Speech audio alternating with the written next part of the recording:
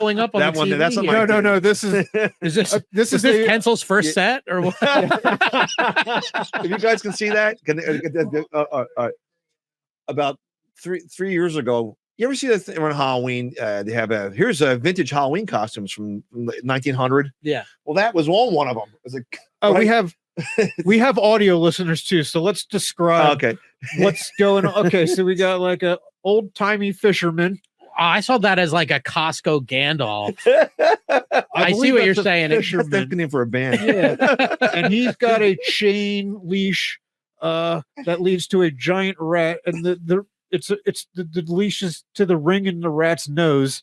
And this you cropped this out of the original picture. There's a little child next to him with a I want to say an Oriental mask.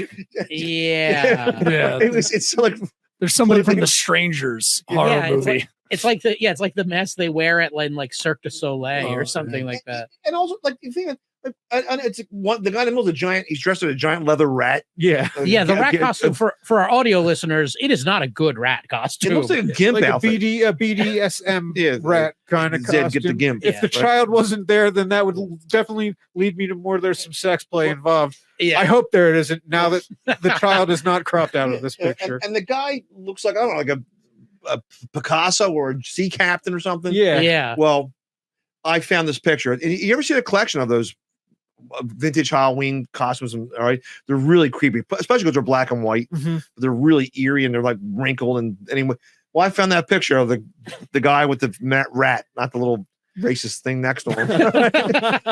But I just, as a joke, I just said, "Hey, this is the Phillies' first mascot, the dancing Dutchman, and his pet rat Chauncey." and I put hashtag Phillies, right?